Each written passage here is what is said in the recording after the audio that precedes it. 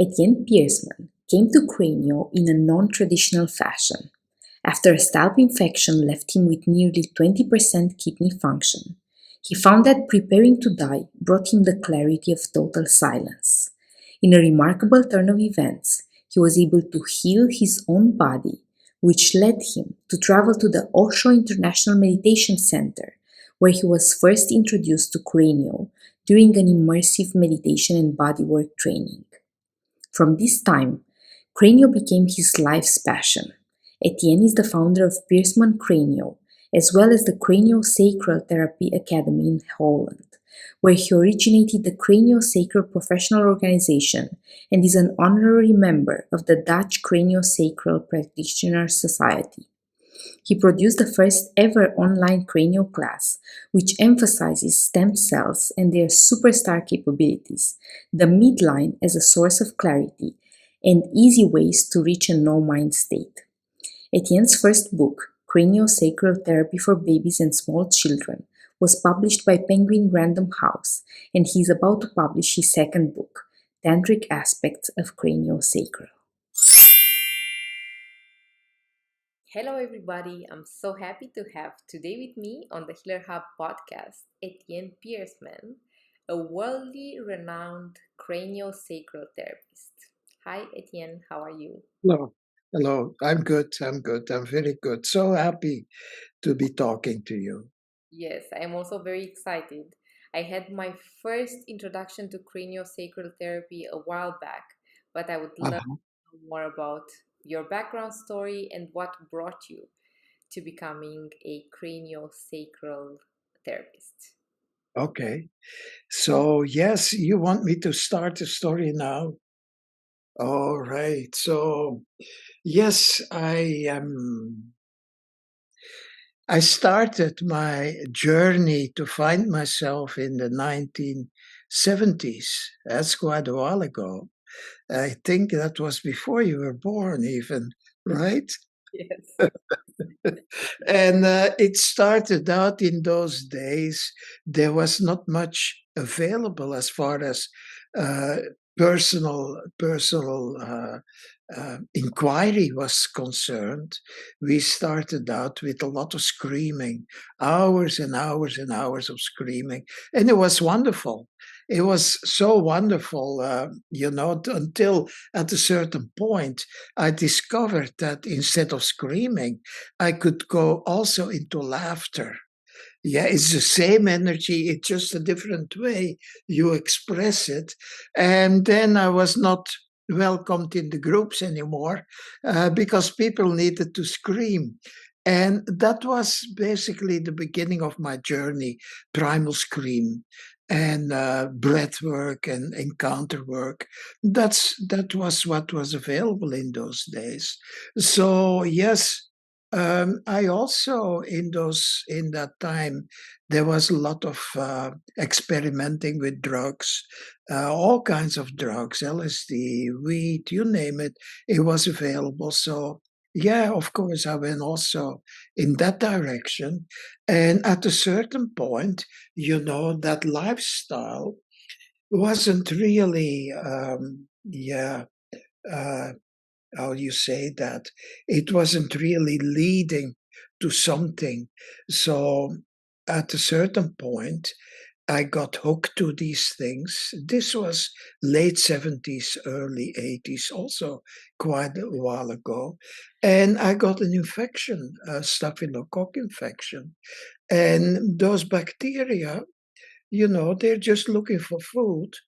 They're not bad things. No, they're just alive looking for food. They got into my bloodstream, and the first thing they started to do was eat the valves of my heart. That was not pleasant because, yeah, when the heart cannot pump the way it's supposed to, you lose energy. You become almost flat. It was like all the air goes out of the system. And then they found their way into my kidneys and they started eating kidney. Yeah, they enjoyed it, I guess, because at one point my left kidney was close to 70% dead material. And the other kidney was close to 90%. So that's a death sentence. And, for me, that was total panic. I knew my life was over. It was horrible that, to come to that realization. And then, yeah, magic happened. Um, I wasn't aware of it yet, but the only solution I saw was to meditate. And I was at a friend's place, and they asked me, "What can we do for you?" I said, "Well, yeah, nothing you can do. So just give me a room. I can stay here for a while." And I started meditating. And after half an hour, something clicked in me, and all negativity suddenly faded away. The panic faded away, and I ended up in total no mind. There was nothing in my brain anymore, just peace and quiet, absolute silence. And that's when I realized that what I did to myself, I had chosen that, and I accepted it. I accepted that certainly would come. But with total peace, I was so happy at that moment just to have found myself. Now, all right, when that happens, and the people that I was staying with, they brought me to the hospital too, because I was in a really bad shape. I couldn't even lay flat. You can imagine if the kidneys don't work, you blow up. You can't let go of the toxins and the water in your body. And I looked like one of those blow up, like a Michelin, that Michelin man with the wire, the tires all totally blown up. So I went to the hospital, and they looked at me, they checked me out, and they put me in a ward together with 80, 90-year-old people who were on their deathbed. They put me there because, my body, I was at peace, but the body was so damaged that it couldn't survive. So, oh, that was quite a journey. So, in one evening, in the middle of the night, people started dying. And that was so amazing. We were with 6 people in one room. And on the other side of where I was laying, one after the other started dying and died. And I was just watching how they were dying. When there was some little fight that was still going on, another one, just a candle went out. It was amazing to see how people die. I never seen that before, and now I was in the middle of it. And I knew also I will be at one point the next one to die. It was one of those nights. I think it was a full moon night that, these things happen. So at a certain moment, it was my turn. I was number 5 on the list. It was like, 1, 2, 3, 4, and then it was my turn. So I just laid back in the bed, and the lights started flickering. It was like a door to another world opened. And I could feel my body going through different stages that the body goes through when he dies. A heaviness, a coldness, a heat, burning up almost. And then at a certain point, I just exploded. And my body just exploded in millions and millions and millions of points of light. It was like I became the Milky Way, a star constellation. It was just amazing to just experience that. And what I remember of it was that I was watching all of this, how this was all happening with me, with the body. But I was so conscious about watching it all And then another miracle happened. The guy number 6, he just couldn't let go. And as soon as I felt that, I was back in the body. The whole explosion stopped. I was back in the body, already standing next to my bed. I became aware suddenly standing next to the bed, going over to the person, and I put my hand on his chest. I knew there was something with his heart. And this is a crazy story. And my hand just went into his chest. Yeah, that's how I perceived it. Yeah, of course, that is not possible. But I was in such a strange state, yeah, with that explosion, that's what I felt that happened. And I touched his heart. And suddenly something happened to him. Yeah, something broke in him. And he could let go suddenly. And he didn't die. Yeah, but he could let go of the emotion. So afterwards, we became back friends, really good friends. But, I was back in the body. And I felt the body was still so damaged. Yeah, kidneys were not working, heart wasn't working. And it was as if I missed the train. Yeah, of death. I was back in the body. So help me And understand. You had an outer body experience where you you, could say that. Yes, yes, yes. without actually physically dying. Yes, yes, without the physicality, yeah, but the experience of what it is to die, yeah, that I can still touch almost at this moment. So, yeah, then, they gave me so much medication to keep the kidneys, what was left, going, and to keep the heart also working, that I knew this is not going to work. This medication is certainly going to kill me. So I told the doctor, I'm out of here. I called a friend. We went to the woods in Belgium. There is beautiful woods in the south of Belgium. And this was in the summer. I knew I had to go into nature. So we drove and drove and drove until we came at a dead end. And we put up a little tent. He went to sleep, and I couldn't go to sleep in the tent with him. It was too confined, the energy. So I went to walk in the woods. This must have been around midnight, totally dark. And I saw in the distance a little light.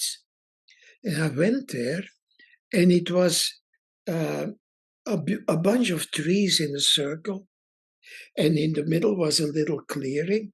And that area was giving light. There's no electricity there. It was away from society, but there was a little light there. So it was welcoming me. So, yeah, this is so beautiful. I went to sleep right there in the middle of the clearing. And as soon as I lay down, I went out of the body again. I saw the body laying there, and my awareness was above it. And, so many animals came to look what is happening here.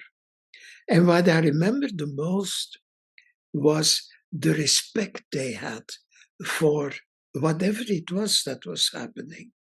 So, all right, I lay there the whole night.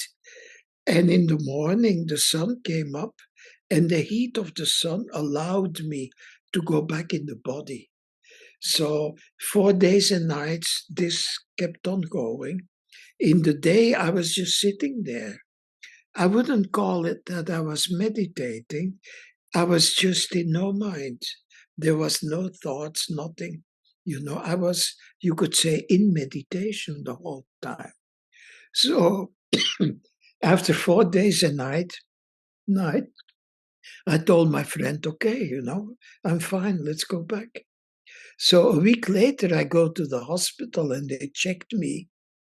My heart was fully functional. My 2 kidneys were 100% functioning again. 4 days, and my body was totally healed. Now, yeah, this was, these experiences, the meditation about dying, being in the hospital with everybody dying, and then healing myself, that's the foundation of me going into craniosacral.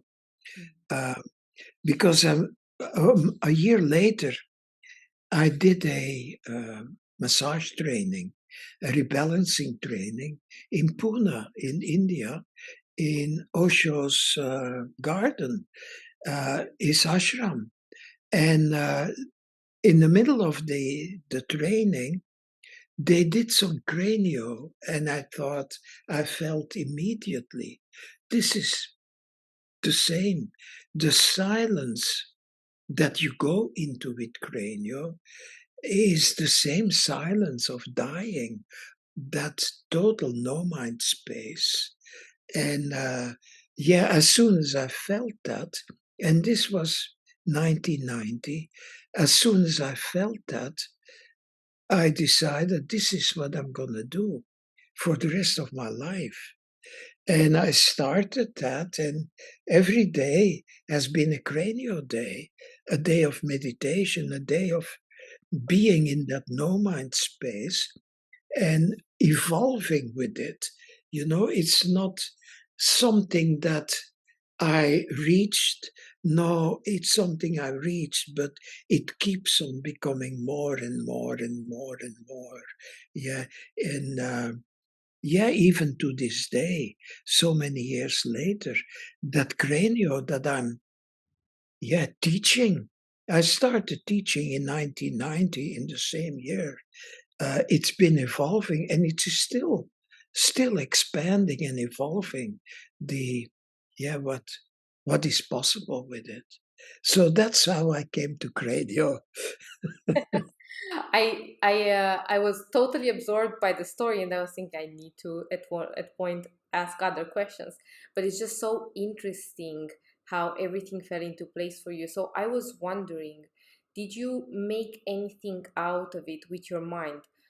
And also maybe we can explain what the no mind means, because I have experience with meditation, and I was trained in the Theravada Buddhist meditation, so we speak about the monkey mind and calming the mind and this state of no mind or no thoughts actually. So maybe you can explain from your perspective what the state of no mind is. And I know that it's very intellectual and it's not really, you cannot really put into words what it actually is.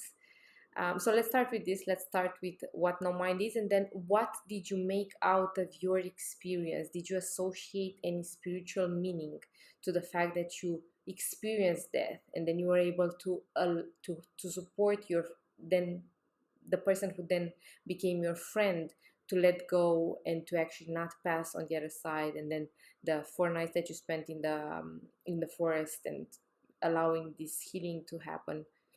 Yeah. Well, when I started with Cranio, I thought, people started asking me to teach, which I almost immediately started to do. But I thought in the beginning, oh yeah, I can teach craniosacral in relation to death and dying. Yeah, because that was that main experience that I went through. And then when I did one or two classes around that subject, and I noticed that people just didn't get it. They were not ready, to take a leap out of life and go to the very end of it. So I dropped that and I started developing, how can I convey the space of no mind? How can I connect people to it easily? And that has been the quest in Cranio for me, how to convey, how to make them feel that, even in the first class. And, it's been an exploration also about what happens to the brain when you go into no mind, what happens to the nervous system, how does that physically, anatomically work going into no mind. Okay, most of us know no mind means stopping. with thinking. Yeah, so if you stop thinking, yeah, all that energy that goes into thought becomes available for the body. Yeah, it becomes available, and what the body will do with it first is heal itself. Yeah, that's the prime directive of the body, is to survive. So it's going to heal itself. And once it's healed, then you can go into, that expansive no mind space, the esoteric part of it all, the spiritual part of it all. But how to do that? So in the first class, and the explanation of no mind will come. Yeah, but how we start is we just touch. Yeah, and it's not just touch, we call it conscious touch, which means once you put your hand on somebody's wrist, that's where we start. Yeah, you become aware of what is the pinky feeling. What is this finger and this finger and this finger and this finger? What are they all feeling? What is the whole hand feeling? And if you really take your time to go from finger to finger to finger, and of course, when that happens, I'm guiding people. All right, now go to your pinky. Let your pinky connect to the body. What is it feeling? What is the other finger? So I use my voice, not to wake up the mind. At the moment when I'm talking fast, I'm talking from my mind. But when my voice starts to slow down and I start to introduce gaps between the words, you can feel it already. Something else starts to happen. And if you're connected to another body, then the connection between the two becomes really a powerful thing. So, all right, when you connect and you start feeling, a certain thing happens. Either you're feeling fully or you're thinking, but together is not possible. So the more people start to feel, the more their mind starts to slow down and stop. And on top of that, and this might be the biggest thing that happens when you touch for a minute, the brain starts to flood the system. The whole body starts to be flooded. And this happens, that's the beauty of Cranio. It doesn't only happen to the client. The practitioner goes in the same space. We start getting flooded by oxytocin. And oxytocin is that chemical, that hormone that creates oneness between two energies. Mom and baby get flooded with oxytocin and they become one energy. When a baby is born, mom and baby, you can't separate them. They're one unit. It's as if they're in a cloud together. Now, that's what happens when you touch this way consciously. There is this automatic, um, yeah, um, flooding of oxytocin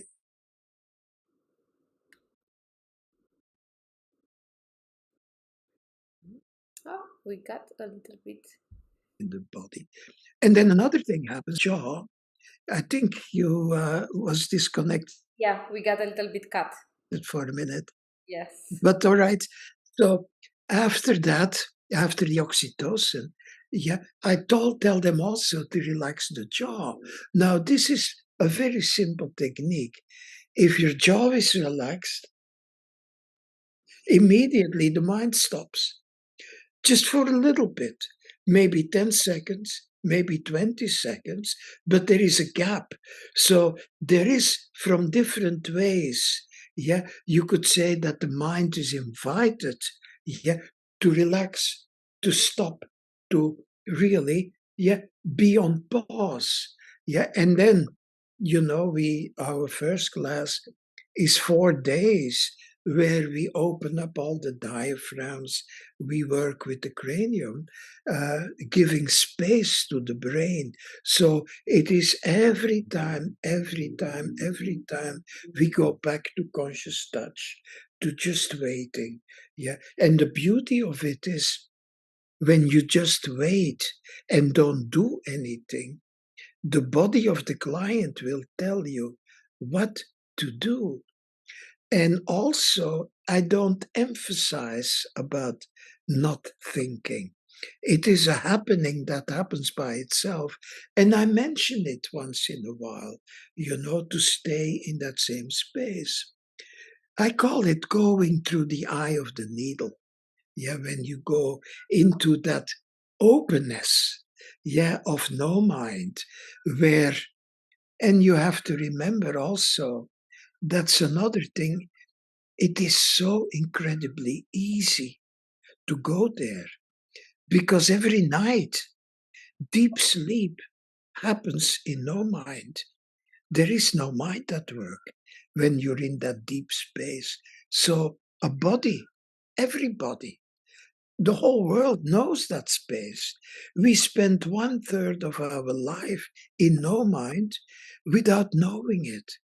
So if you know it, but also your body recognizes, hey, I know this space. I know this space. And when the body recognizes, the mind of the person also starts recognizing it slowly. Yeah. Mind always comes after the body. Yeah. The body knows. And mind, yes. It also starts understanding it after a while. Yeah, it catches up afterwards. So why do you call it cranio and not craniosacral? Oh, that's just to make it short, Okay. to save some energy. Yeah. CranioSacral, it sounds so serious. And life is not serious at all. Yes, so cranio is just short for craniosacral. It used to be called craniosacral therapy. Now that's really serious. Yeah. Yeah. So you are mentioning also, you mentioned that you are going through the systems. Is it in any way related also to the chakra systems or the midline? Is it related to the Chinese method? Oh, that's a good question. That's beautiful. We use meridians a lot in our work. Not a lot, but we are aware of meridians and we work with them. It's very easy. Not acupuncture, the points, that's so complicated. But there is points in the body where the meridians turn over into another meridian. And that's very easy to work with. Now, the chakras, they relate to what we call diaphragms. There is different places in the body, where there is a diaphragm, like almost like a belt, that closes. The diaphragms are like doors. They're either closed or they're open.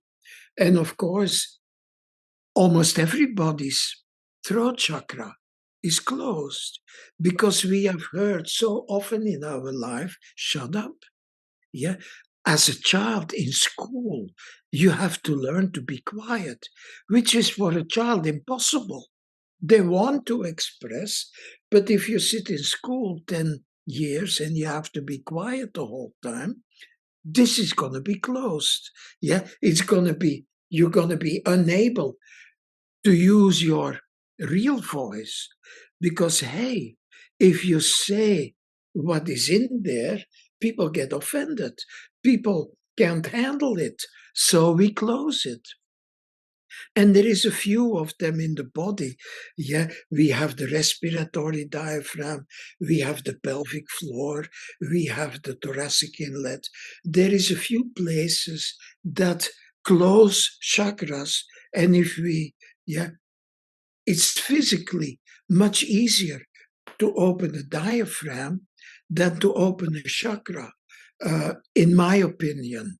Yeah, I never been working really with chakras, but I know when we open the doors for the energy, chakras will open by themselves. Yeah, it's two of the same. So, yes, the midline now, that is a biological fact. When after conception, and if an egg is fertilized, you have, of course, a fertilized egg. Yeah, in reality, it's better to call that the very first stem cell, because that cell, yeah, is now sitting on your chair. That cell has become you, which is trillions of cells. And that is one cell that makes that happen. Yeah, a stem cell has the ability to clone itself. So one becomes two, and then two become four. And this is endless. It can create millions and billions of clones. Yeah. And the fun thing is, each clone is identical to the origin, to the original one. It can keep on cloning, but also it hasn't lost any of its energy, of its possibilities. Now, this is something that the mind cannot really. What is it's unbelievable. Yeah, but that cell, that's the beauty of it, doesn't have the energy inside to do that. It's too small. You need a microscope. So it can't focus, and that's the beauty. It can focus the life force, which is always coming. The light of the sun that creates life keeps on, keeps on, keeps on pushing. Yeah. So that's what stem cells can do endlessly. Focus the life force and keep on creating. They have to create. Now, the midline, after you have a certain amount of these stem cells, they organize themselves in three layers. One layer is going to create the outside of the body. One layer is going to create the organs. And one layer, the in between layer, is going to create the connective tissue, the fascia, the communication layer. So there's still stem cells at that point, but they already have chosen what their speciality is going to be. So you can look at them, and this is a simplified version, as three pancakes on top of each other. And then suddenly, and this is real magic, boom, a line comes in the middle. Now, let me explain. If the line doesn't come, the three pancakes will close and will start creating, but pure chaos. It will create a bone, a hair, an eye, a pinky, nails, but something that cannot stay alive. Pure chaos. But stem cells have to create. That's what they do. Now, if the line comes, now suddenly there is clarity. Clarity about what the stem cells, what their life's purpose is going to be. So all these cells suddenly realize what they want to become. Like, I want to become an eye cell, or hair, or a lip, or a pinky, or a kneecap, or whatever organ. Suddenly they realize their job. And then secondly, they also realize, where do they need to move to become a kneecap cell? A kneecap cell cannot be here. No, it needs to go to the leg, which also still needs to be created. But suddenly they know where in the body they're going to do their job. And then the third aspect is, there is also suddenly a sense of timing. They cannot all at the same time start moving. It's one after the other, after the other, after the other. So the midline at that point brings clarity about how to create a body, total clarity. And all right, this is your body in all its perfection. My body in all its perfection is because the midline guided all these cells. Now, when we do cranio, that's what we connect to again, to that midline, yeah, to the clarity. And this clarity is not just a physical clarity. It also brings clarity about emotion and about mental problems. Yeah, everything needs to find a solution. That's what the midline brings. It brings the client to a point that they start feeling their hookups. What it's as if the midline starts pushing chaos in the body, emotional chaos or mental chaos. It starts to push it to the surface. So the client becomes aware of it. And that's a big part of our craniosacral work, yeah, to go into why is it, yeah, that your heart cannot give love? What prevents you? Or that you find yourself always, yeah, in a position that if love comes, you have to push it away somehow. Why is it all these things, yeah? Um, Cranio is in silence, that's one part. But if all these things come up, yeah, emotion comes up or a mental thing comes up, we have to know how to bring that also, yeah, how to, yeah, create clarity there. So, yeah, that midline, and this is again that no mind space we go into. When you go into no mind, the deeper you can go there, time falls away and also space falls away. So it becomes very easy to connect to any space in time where the body went through your childhood, your babyhood, being inside of mom's womb. Yeah, we can connect the client to all these spaces so easily because this time, yeah, it just falls away. And that's wonderful to be able to do that so easily. Yeah, it's not something that's forced. It comes by itself. So, am I getting it right that during a craniosacral therapy session, Yes, you are reconnecting the client through conscious touch to yeah, midline, and it somehow visually seems that you are connecting also them to the timings on this midline where they yes, can go back to bring into wholeness or to bring healing or to bring repair yes, whatever yes, they are dealing with in the present moment. absolutely. And this is Yeah, happening only through touch, or is there a moment where the client verbalizes, oh, this happened to me, so this must yes. be the reason why? After a while, when you open up the body, that's the first thing we do. Yeah, in our classes, for instance, the first three classes. By the way, I just came back from Prague.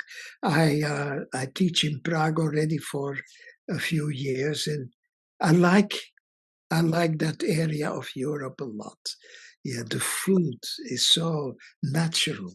Yeah, I guess where you are, it must also be quite different. Yeah, but what was your question again? It was about the midline, and when you mentioned what you mentioned about opening the body, I also kind of saw this mapping. So when you are reconnecting the client to the midline is also a sort of um, intangible way of mapping whatever struggles the person has so that you Yes, reconnect them to the points on their timeline to go yeah, back to heal that so that they can get some sort of integrity, some sort of wholeness out of the session. yes. The beauty of connecting to the midline when it appears. Yeah, there is no mind Mm. because the brain hasn't been formed yet. And first you need the brain to be able to create the mind. Yeah. So you're in a moment of no mind when the midline appears. The body is still in total no mind space. It's being created, but there is no mind to create it. It comes from that wisdom, from the wisdom of that no mind space, that nature, total life force creates the body. So when we connect to midline, we go into that space.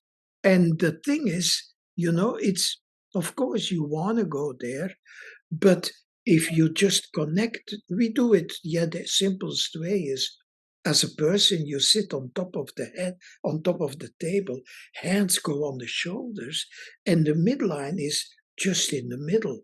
The client's midline, your midline, and both of you, as a practitioner and as a client, go into that no mind space. And when you're so deeply connected, the client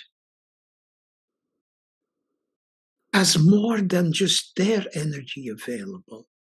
Yeah, there is also that connection of the practitioner, because both go into that deep space, and then the two energies become one energy. It's one energy field. Not two different, not a practitioner and a client. No, it is one energy field where both client and practitioner are part of. So the client can use that enormous amount of energy to push whatever chaos is in the body. And that's what happens. It comes to the surface by itself. But for that to happen, we need to open all these doors, like I was talking about the voice. That needs to be opened so that the client really can start talking from the reality of their body, not from what is politically correct. What can I say? What should I keep hidden? What is hidden, that's what we want to come to the surface. And yes, we have different approaches to that. Um, the first thing we will do, and this is class number 4, it's called talking to the heart. And that is basically where all trauma starts. All trauma starts with the heart. And let me explain this. The heart is the very first organ to function. At day 18 after conception, that's very fast. There is already a bunch of cells that starts to show a heartbeat. The heart is created 18 days after conception, and then it starts to grow, of course. But in the beginning, it is so vulnerable, so immensely vulnerable. And of course, as a baby growing up in mom, you hear the outside world. Then you come out, and it is not always safe.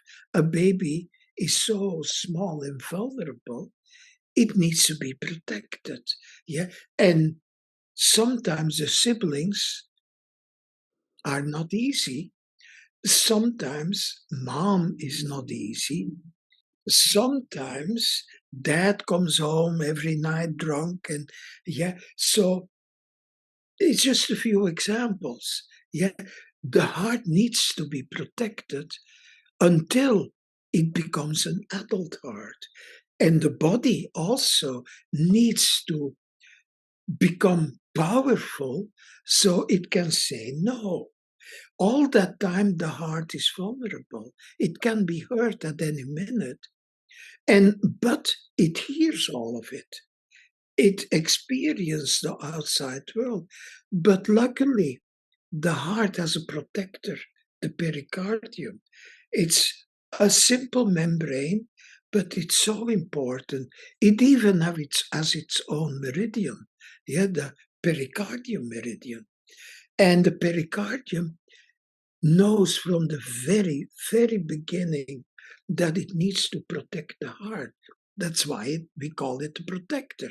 So it grows up protecting the heart, and sometimes it becomes so thick, so protective, that when you grow up, it sometimes is even as thick as a concrete wall.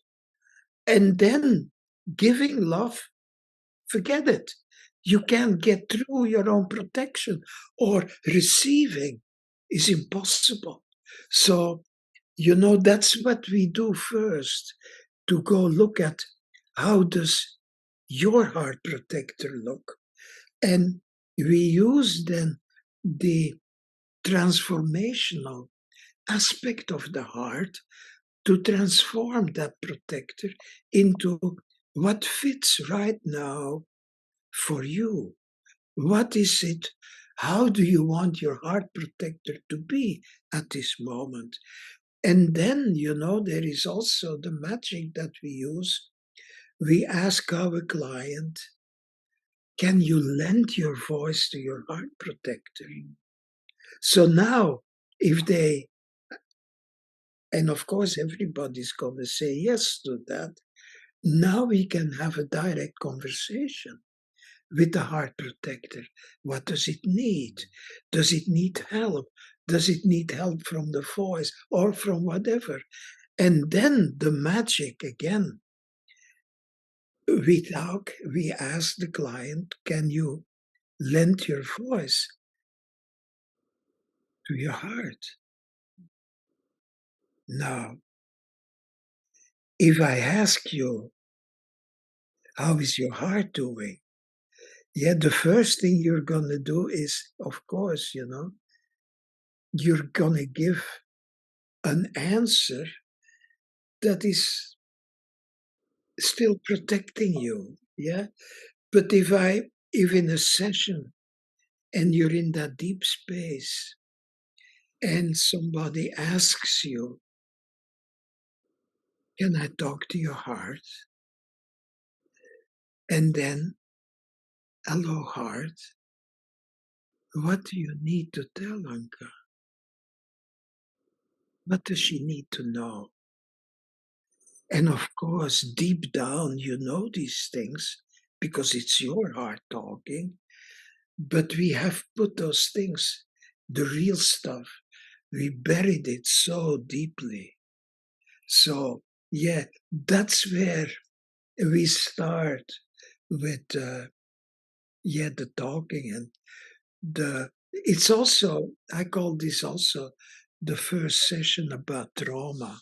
Yeah, when the heart can really express what it needs from you. Yeah, give you advice on what to do and what to listen to in your world. Yeah, it's quite a thing to start that way.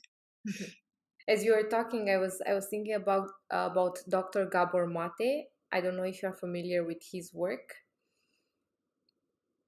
No, I don't think so. Yeah, he has a very interesting background, and he also experienced and experiences now with psychedelics and helping people through ayahuasca, for example.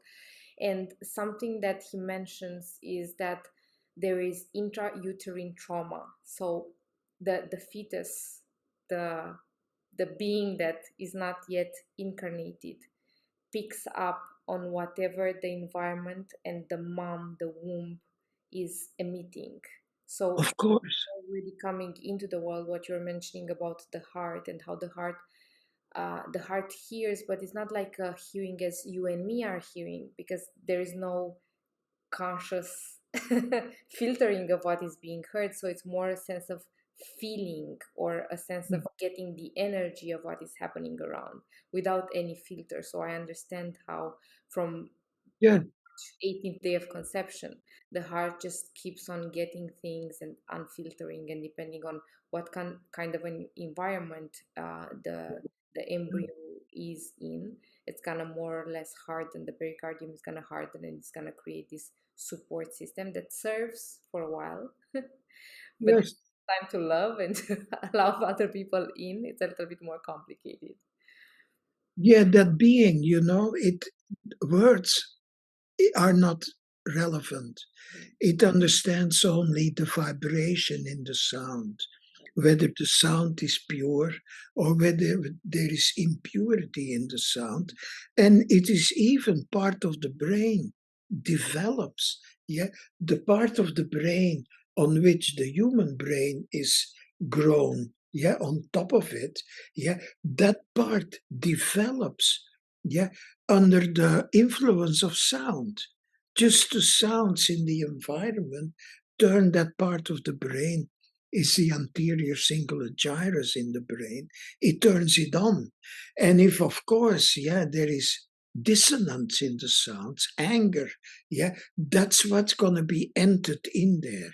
That's going to be stuck in there. And then the human brain of the baby, yeah, grows on top of anger.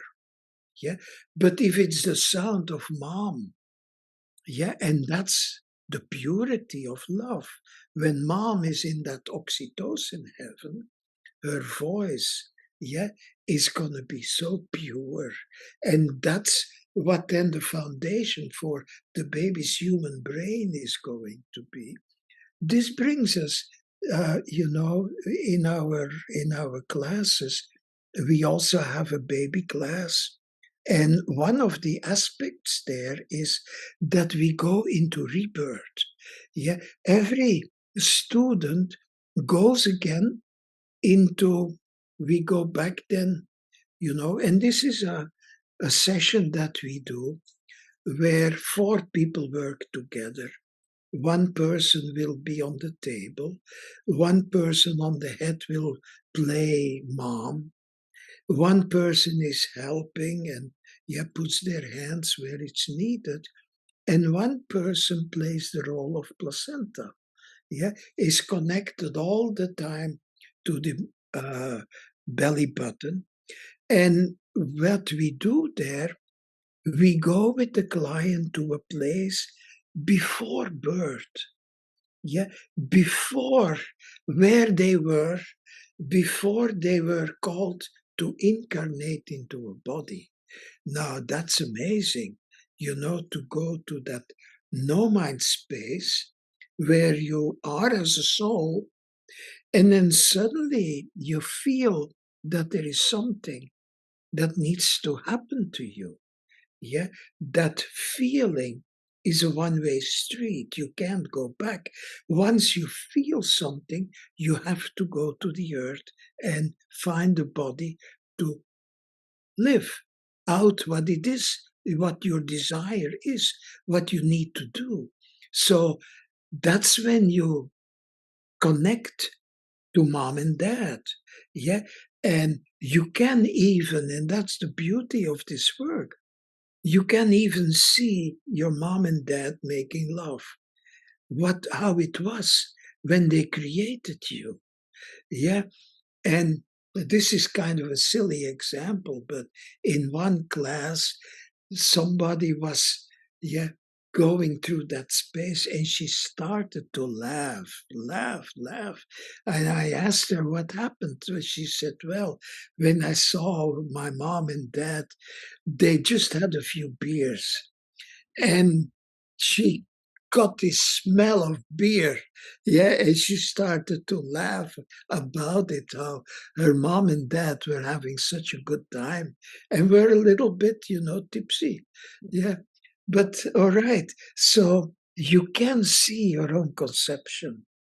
And then we go through the whole 9 months, but in a way that after every 2 weeks, we take a pause. Yeah.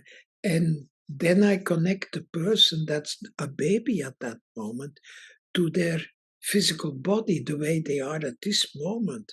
They're also a human being, a big, yeah, adult on the table. And we use breath then to let go of whatever it is they feel at that point, that came from outside, that they don't want to take with them anymore at this moment. So we reset basically the whole evolution when they're in the womb, and then we let them come out. And at that point, they stay connected to the placenta and the umbilical cord.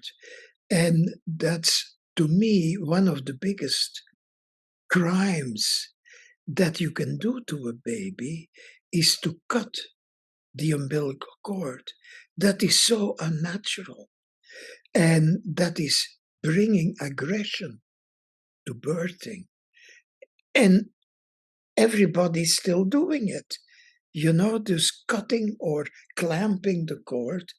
And the tragedy is that placenta who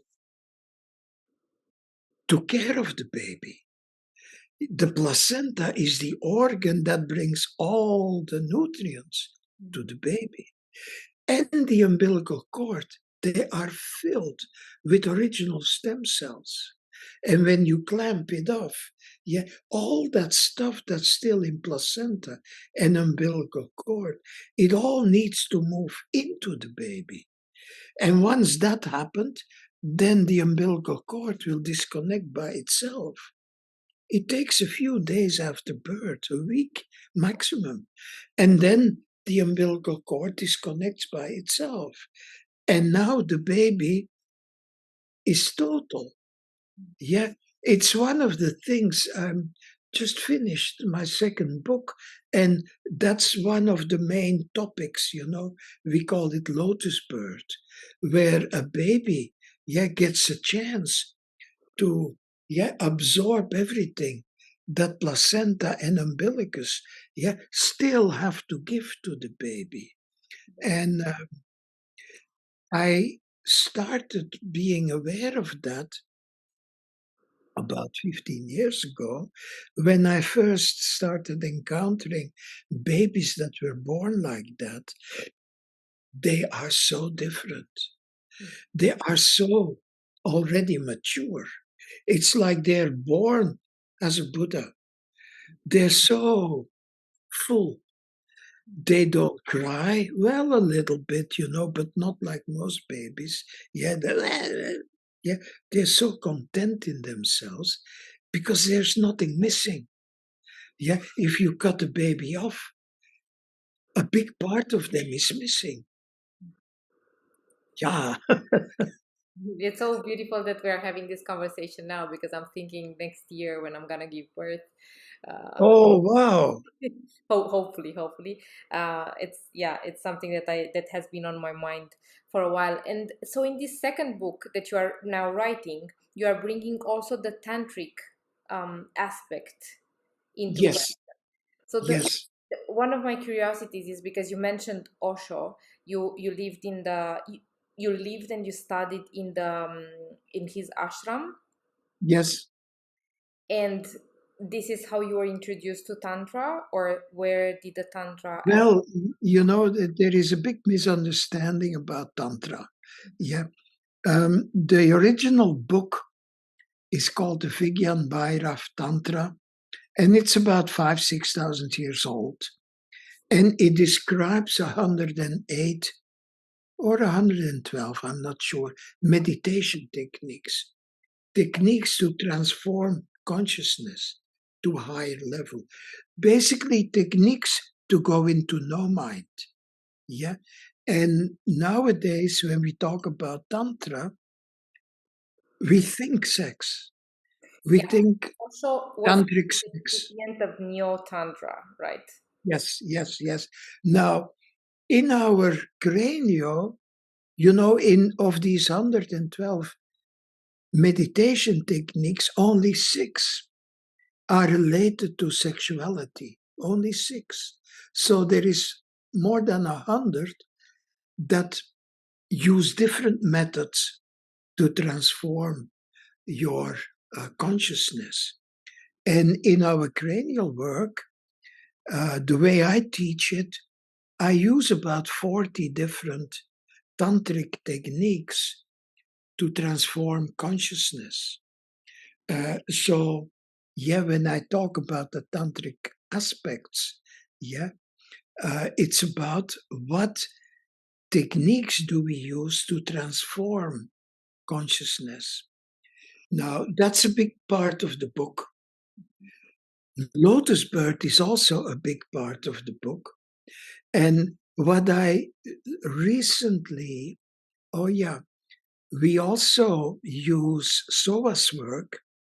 And in Soa's work, the aspect intimacy, the aspect sexuality also comes up.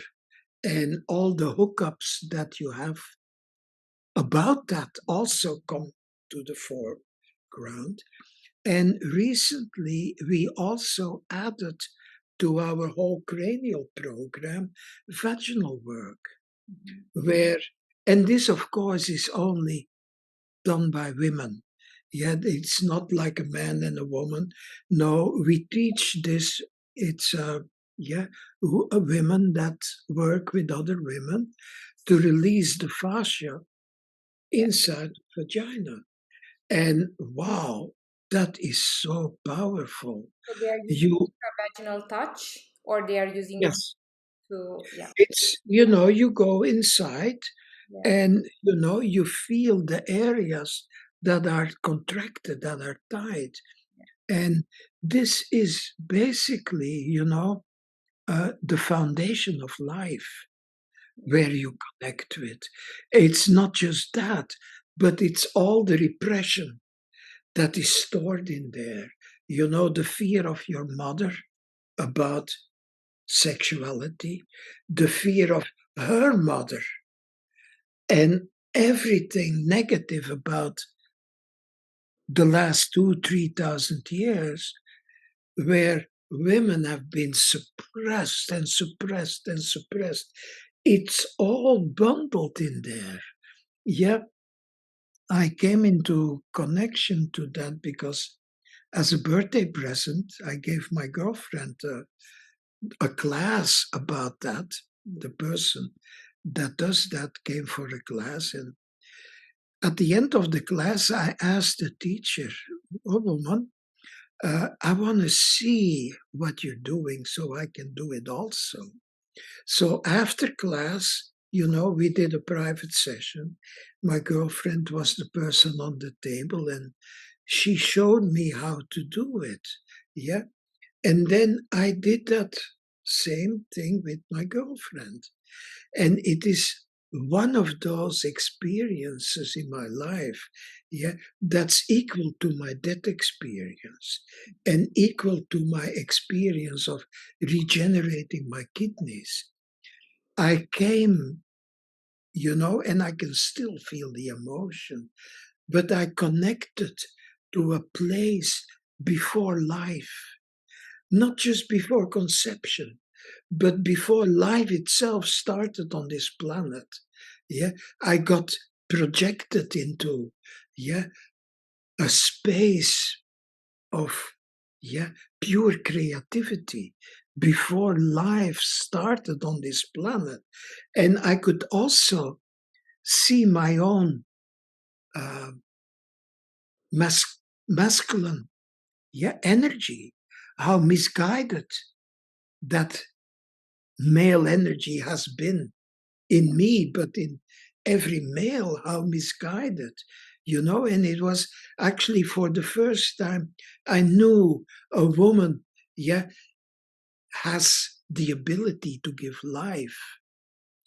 It's easy to say that, but to feel that life comes from you, all life comes from you, not just you.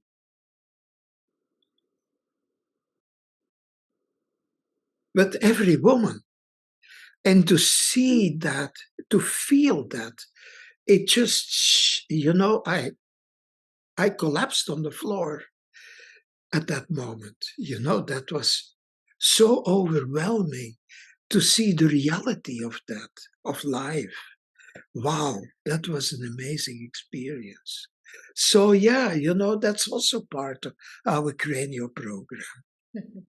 Yeah, it's a beautiful experience, what you're mentioning, and I think it comes with a lot of humility also to fit into the raw spaces. Yeah, I'm very happy that you got to have this experience, and also that you understood profoundly how patriarchy played a Yeah, huge suppressing the feminine energy and the creative energy. And of course, if you understand the control system, it makes so much sense that you would want to put down that what yes, has the key towards life and creation. But hopefully, we are finding our way our way out of it. Yeah. So you also mentioned that you believe that every human being has an infinite potential. So what do you understand, or what do you relate that to? well, you have to look at how we start. Yeah, you start out as a fertilized egg, which is one egg, and that egg then starts cloning. And you know that it never stops, that cloning. Every night, millions and millions of cells need to be replaced. Cells in the body, they live only a few weeks, a few months. Yeah, your body is in reality never, ever, ever older than 3 months.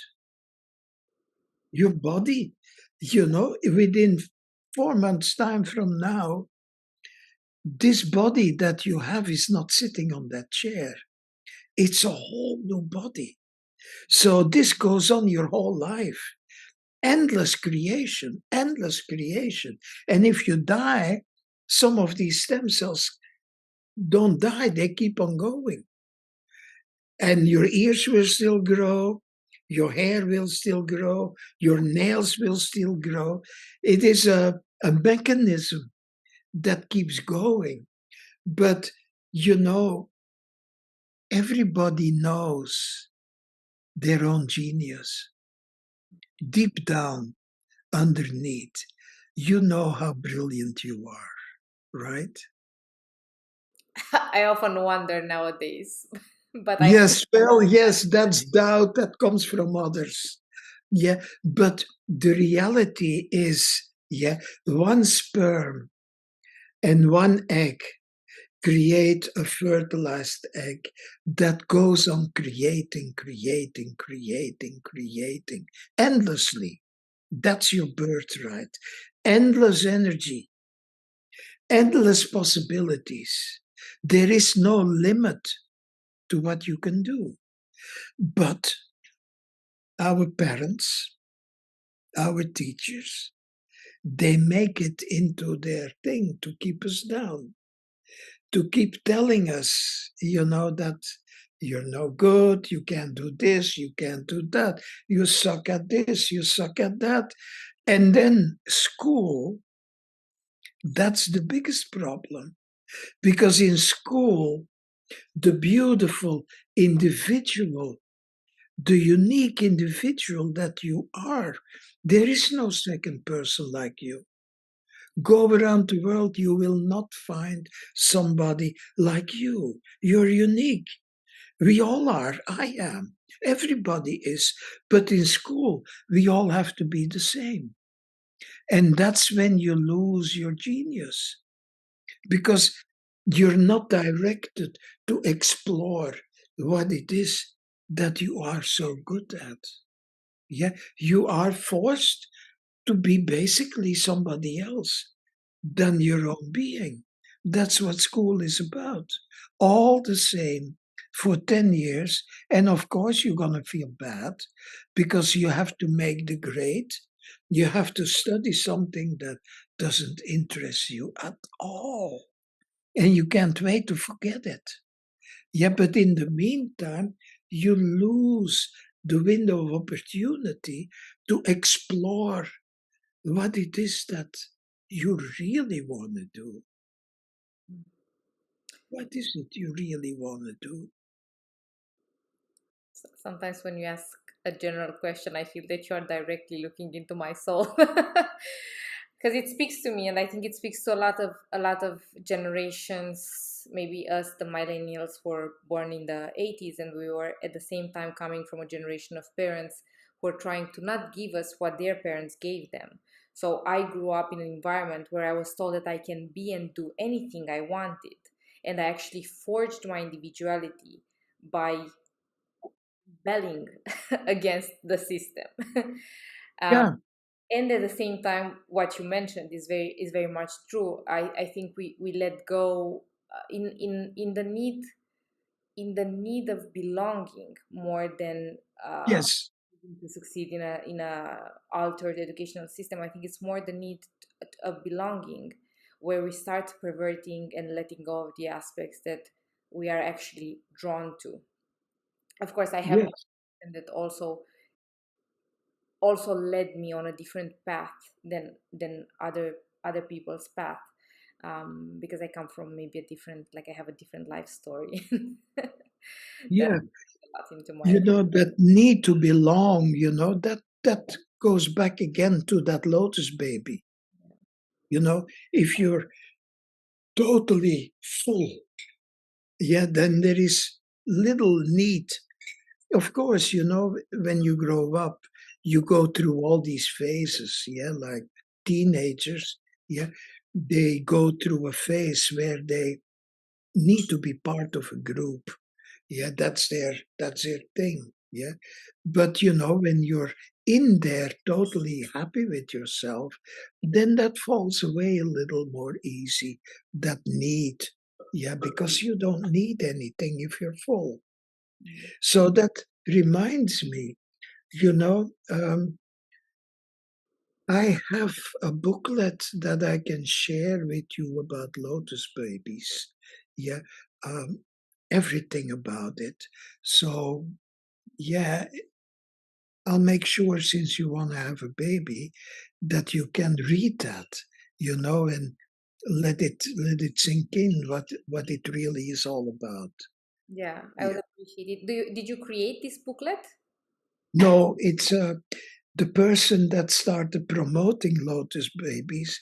She studied in the Amazon in South America, and she writes about it. She's a nurse that wanted to see in the world what is, yeah, birthing in natural way, people that still live naturally, yeah, that are not connected to hospitals.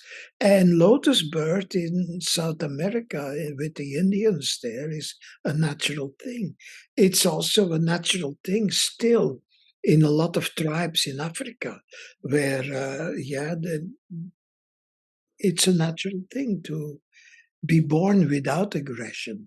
But it's a nice little thing to do, to to read. This is another. See, when we are talking about this, I have constant conversations with some of my friends and my clients. This is another attack on femininity. The corrupted idea that we need to go through a medical system, that we need to rely on a doctor, that we need to give birth in safe environment, like the hospitalized environment, where if anybody has been through that hell knows that that's not safe at all. Yeah. It's extremely But toxic. also, why are they mostly men? Mm. Yes. They have no business there. Absolutely not. What do we know about babies and about how to grow a baby? It's ridiculous. Yeah. Yeah, thank you for naming that. I think that, see, we live in a society where it's more and more difficult to express what you actually stand for, because then you're gonna be labeled as anti something, and God forbid you are anti something, when you should be the most open and the most embracing of whatever nonsense people are coming up with. But this is something that is coming more and more in the public eye. It's called birth rape, right? Where the medical doctor, the male medical doctor, is actually using his power, to inflict abuse on the mother, on the birthing mother. So yes, I would be very interested in getting that booklet, knowing that I am planning also for a home birth. It's gonna be a All home. right. All right. I'll make sure I'll get it to you. Give me your email address. I will, and maybe if it's something that is it something online or is it gonna be attached? It's something it's not online. No, I I will. just yes connect to the person that connected us, and I'll get it to you. Yes, and then I will just add the name of the book, so maybe the listeners are also Yes. finding more about that. Yeah, this was an absolute pleasure, Etienne. I really appreciate your time and your energy. I was curious about. I imagine that a lot of people are going to be curious about cranial therapy. So, is it Yeah. something you can only do in person? From what I'm getting, right? You have to physically. No. There is I just started creating online classes. There is just the basic online, and the next one that's going to be online is how to do it on yourself alone. Yeah, what can you do? And if people are interested, we have a very simple website. It's called craniorocks.com. Rocks like rock and roll, Mhm. craniorocks.com. And then they're guided into our website and everything that's I'm doing. At this point, the latest thing that I developed is um, brain master classes. It's 9 days where people learn about the brain and how to work with the brain. And one is going to be in Mexico, close to Mexico City, I think in August, and then end of September we'll be in Italy doing another brain masterclass, and hopefully in the future, maybe somewhere where you live. You know, Who knows? yeah, yes. I'm teaching a little bit all over the world in the U.S., in South America, Mexico, uh, in Europe, in Netherlands, and in Prague and Italy, and Taiwan and Hong Kong also. Yeah, that's amazing. That's amazing. So, where can people find you online apart from craniorocks.com? Well, that's the easiest one. Otherwise it's Peirsman Craniosacral, and that's so many letters. So Cranio Rocks, they get to our main website easily. Yeah. Okay. Thank you so much, Etienne. Is there anything else that you would like to share with us? Yes, I enjoyed this. Thank you. Thank you. Me. Yeah. And thank you, everybody, for tuning in. The best way to support the Healer Hub podcast is to review on Apple Podcasts and Spotify and share it with your people. Thank you so much. Deeply grateful for your support.